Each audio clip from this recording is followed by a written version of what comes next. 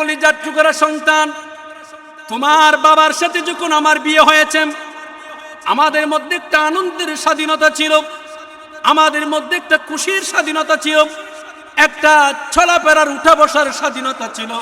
কিন্তু সন্তান, আমার বৎস, আমার ছেলে যেই দিন জানতে পারল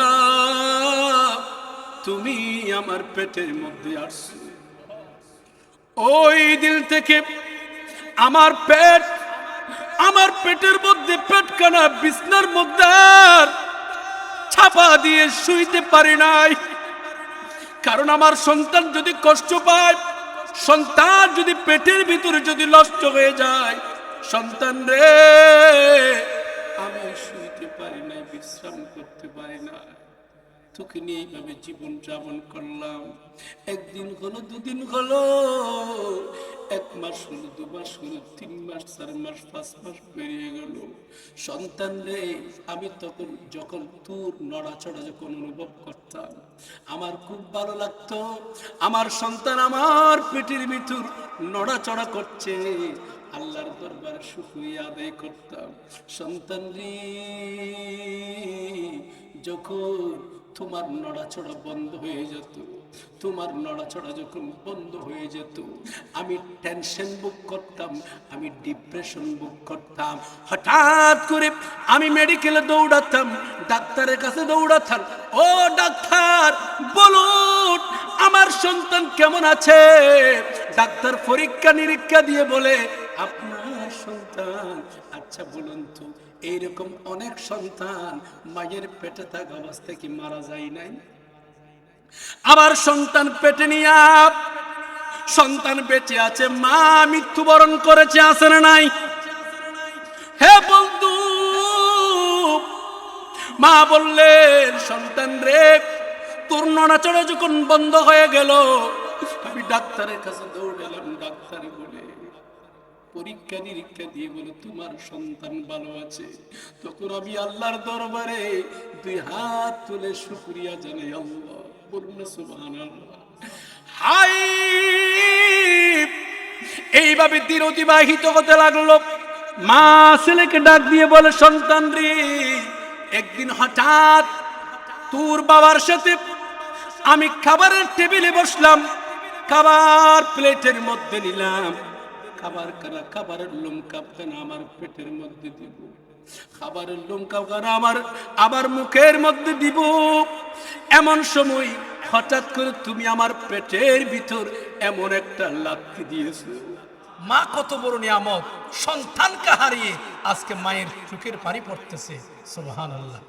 আমাদের মা আছে না, মা বাবাকে কষ্ট দেওয়া যাবে? আল্লাহ বলছেন, ওয়াকাদা রাব্বুকা আল্লা তা'বুদু ইল্লা ইয়্যাহু ওয়া বিল ওয়ালিদাইনি ইহসানা। আল্লাহ বলছেন, একমাত্র আমার ইবাদত করো, আমার ইবাদত ছাড়া আর কারো ইবাদত করা যাবে না। এরপরে বলছেন, ওয়া বিল ওয়ালিদাইনি ইহসানা, তোমার মা বাবার প্রতি ইহসান করো। ইম্মা ইয়াবলুগান্না ইনদাকাল কিবারা আহাদুহুমা আও কিলাহুমা, তোমার মা তোমার বাবা একজন হোক, দুজন হোক, বৃদ্ধ বয়সে যদি তাদেরকে পাও, তাদেরকে অবহেলা করিও, তাদেরকে যত্ন করো, মা বাবার প্রতি যত্ন নাও, মা বাবার সেবা করো। ফালা তাকুল লাহুমা উফিন ওয়ালা তানহারহুমা, মা বাবাকে এমন শব্দ চয়ন বলবা না, যে শব্দের কারণে মা বাবার সাথে চোখ রাঙিয়ে কথা বলবো না, মা বাবার সাথে ধমক দিয়ে কথা বলবো না। তোমার কথা একটা বাক্যের কারণে যদি তোমার মা যদি কষ্ট পায়, ওহ শব্দ করে ওঠে, তাহলে তোমার দুনিয়াও শেষ, তোমার আখিরাতও শেষ। হুজুর, মা বাবার সাথে কিভাবে কথা বলবো? আল্লাহ তো কোরআনে বলছেন, ওয়াকুল লাহুমা কওলান কারীমা, উত্তম ভাষায় কথা বলো, মা বাবার সাথে মাধুর্য ভাষায় কথা বলো, মা বাবার সাথে সুন্দর ভাষায় কথা বলো। এটা আমার আল্লাহ শিখিয়ে দিয়েছেন। বলুন না সুবহানাল্লাহ। ওয়াহনান আলা ওয়াহনি, কষ্টের উপর কষ্ট যিনি করেছেন তিনি হলেন মা। কত কষ্ট করেছে, কত ত্যাগ দিয়েছে আপনি। আচ্ছা, এক ফোঁটা আপনি যদি সারা জীবন যদি মায়ের সেবা করেন, এক ফোঁটা দুধের ঋণ আপনি শোধ করতে পারবেন? আজকে আপনি বাড়িতে গিয়ে জিজ্ঞাসা করবেন, ওগো আম্মা জান, আজ হুজুর বলেছে বলেছে ওয়াহনান আলা ওয়াহনিন, আপনি নাকি কষ্টের উপর কষ্ট করেছেন। যুবক, মা বাবার কথা যখন বলছি অনেকের চোখে টলমল পানি টলমল করছে, হৃদয়টা নরম হয়ে গেছে। কারণ প্রায় মানুষের মা বাবার প্রতি মহাব্বত থাকে, মা বাবার প্রতি তাজিম থাকে, সম্মান থাকে। মনে রাখবেন ওয়াহনান আলা ওয়াহনিন, কষ্টের উপর যিনি কষ্ট করেছেন তিনি হলেন মা। যুবক, আজকে গিয়া জিজ্ঞাসা করবেন মা, আপনি নাকি ওয়াহনান আলা ওয়াহনিন, কষ্টের উপর কষ্ট করেছেন, আপনি কেমন কষ্ট করেছেন একটু বলেন না। এই কথা যখন জিজ্ঞাসা করবেন, মা জননী বিনা বিনা বলবে, সন্তান রে, ও সন্তান, আমার কলিজার টুকরা সন্তান, তোমার বাবার সাথে যখন আমার বিয়ে হয়েছে, আমাদের মধ্যে একটা আনন্দের স্বাধীনতা ছিল, আমাদের মধ্যে একটা খুশির স্বাধীনতা ছিল, একটা চলাফেরার উঠা বসার স্বাধীনতা ছিল। কিন্তু সন্তান, আমার বৎস, আমার ছেলে যেই দিন জানতে পারল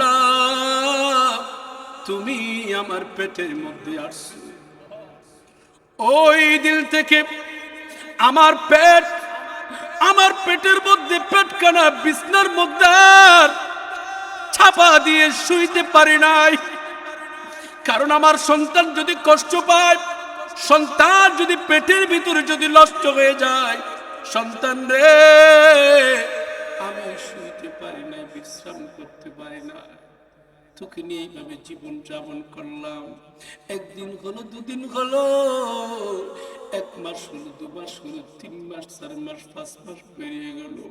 সন্তান রে, আমি তখন যখন তোর নড়াচড়া যখন অনুভব করতাম, আমার খুব ভালো লাগতো।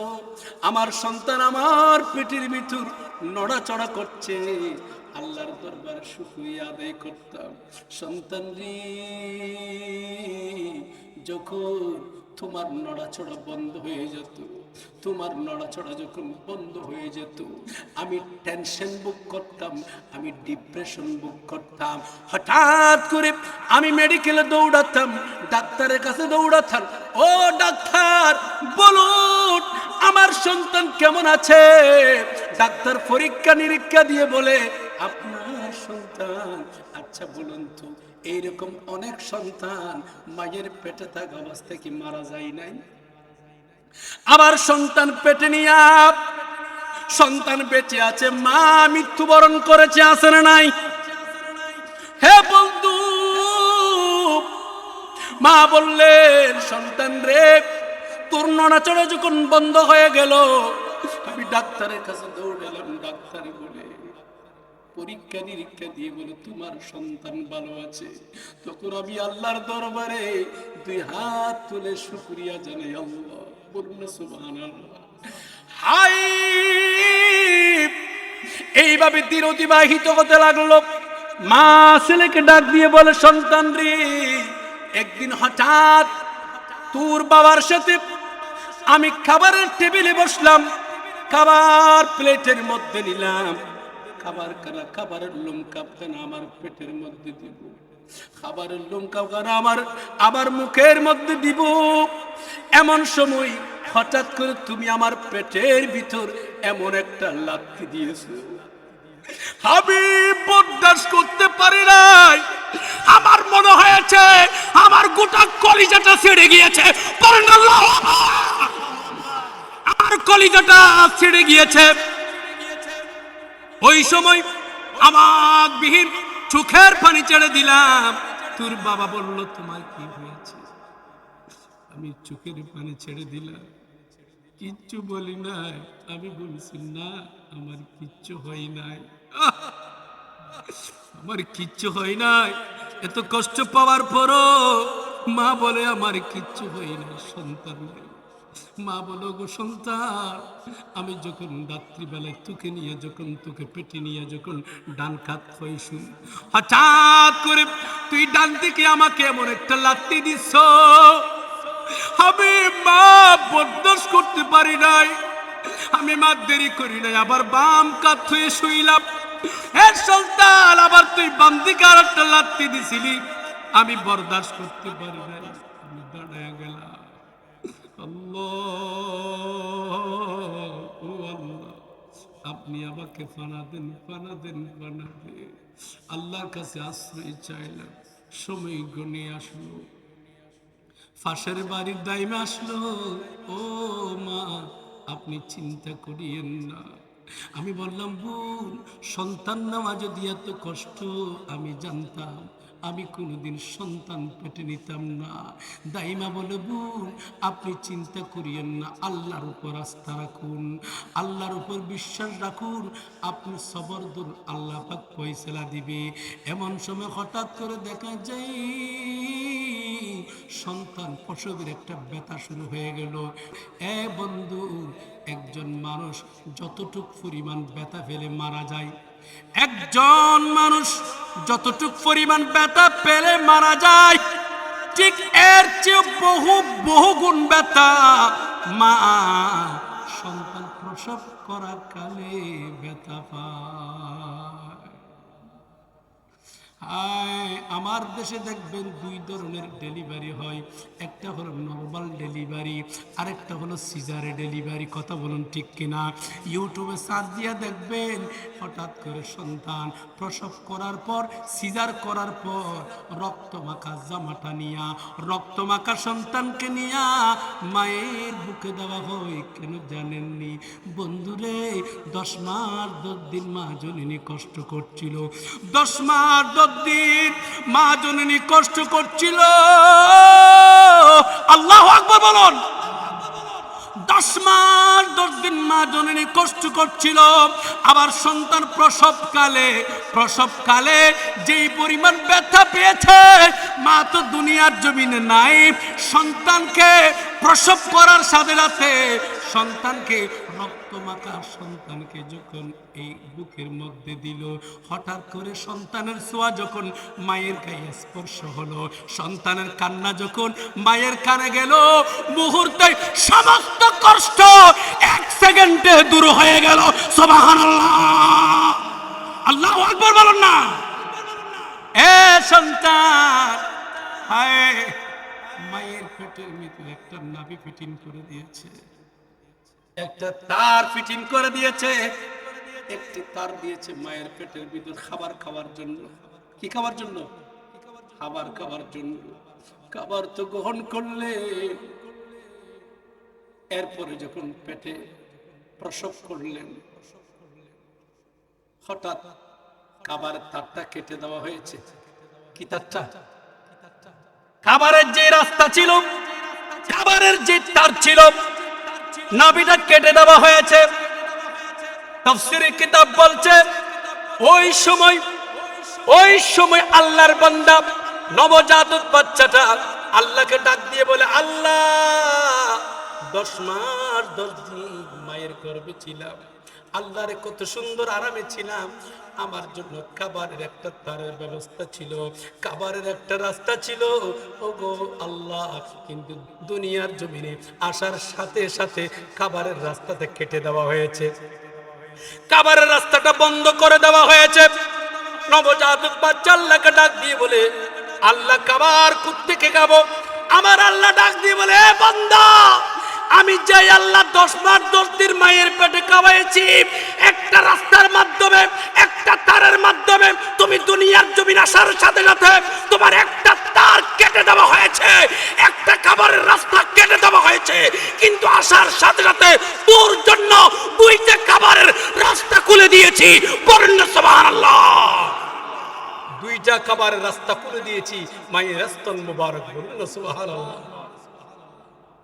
মায়ের স্তনে দুধ ভর্তি করে দিয়েছি, কিন্তু আরামে খেতে লাগলাম। আমাকে দুধ খাওয়ানো শিখাইলো, খাবার খাওয়ানো শিখাইলো, হাঁটানো শিখাইলো, বসানো শিখাইলো, কথা বলা শিখাইলো, স্কুলে পড়াইলো, মাদ্রাসায় পড়ালো, ব্যবসায় শিখাইলো, চাকরি দিল।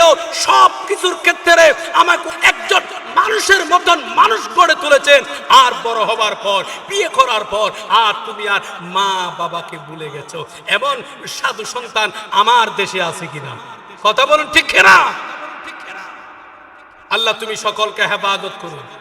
মনে রাখবেন, আল জান্নাতু তাহতা আকদামিল উম্মাহাত, মায়ের কদমের তলে সন্তানের জান্নাত। যদি জিরো থেকে যদি হিরো হওয়ার আশা থাকে, মা বাবার সেবা করতেই হবে। মা বাবার সেবা করবেন, মনে রাখবেন দুনিয়াতেও সম্মান পাবেন, আখিরাতেও সম্মান পাবেন।